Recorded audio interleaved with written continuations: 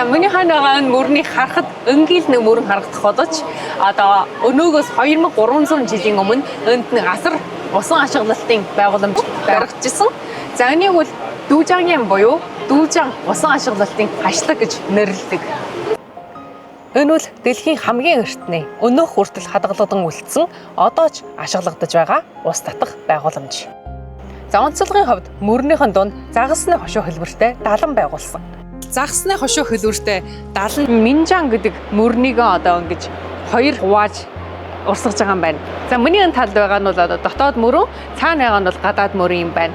Тэгээд одоо үерэл бол усны 60%-ийг нь автоматар гадагш урсгуулад одоо үерийн ачааллыг бууруулдаг бол ус багассан үед бол одоо 60%-ийн усыг газар тариалан руу урсгадаг юм байна. За өнөөдөр би Монгол улсын сэтгүүлч Мөнхбаатартай холбогдоод аялын сонирхолтой влог хийх болсондоо баяртай байна. Одоо би видео коллоор Мөнхбаатартай холбогдъё. Сайн уу. За би нөгөө Дүүжангийн гэдэг усан хашгилалтын байгууламжинд ирсэн.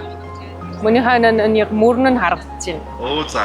Аха. За энэ одоо өнөөгөөс 2300 жилийн өмнө баригдсан нэг үерийн систем юм биз дээ, тийм. За тэгэхээр 2300 жилийн өмнө одоо цахилгаан, цемент, орчмын машин механизмгүй бас байгуулагдчихсан ганцхан их айгүй сонирхолтой санагдаж байна л да. Харин одоо энэ үерийн байгууламж одоо хэр хүртэл ажилладаг вэ? Тийм одоо бол үерөөс хамгаална, тэгээ газар тариалан услagaанд бүр ашиглагдаж байгаа юм байна. Ер нь ямар онцлогтой юм болоо? Онцлог нь нөгөө тийм голынхон дунд загасны хошуу өлөртэй нэг далан тавьсан байна. Тэгээ далан нь одоо хоёр дэшээ усаа урсгадаг юм байна л да.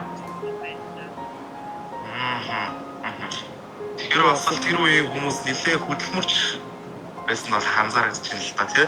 Харин тийм. Үнэхээр гайхалтай байна. Надад бас маш сонирхолтой санагдаж байна. Үерийн хашлаг бол за маш сонирхолтой мэдээлэл хуваалцсан танд маш их баярлалаа. За та солонгоцонд маш их баярлалаа.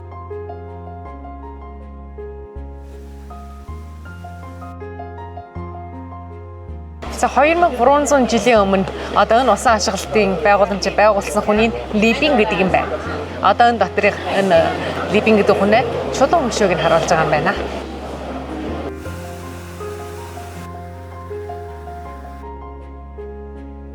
За ер нь бол цахилгаангүй, машин механизмгүй, өрөнд эртний хүмүүс гайхалтай байгууламжийг бүтээж ажээ.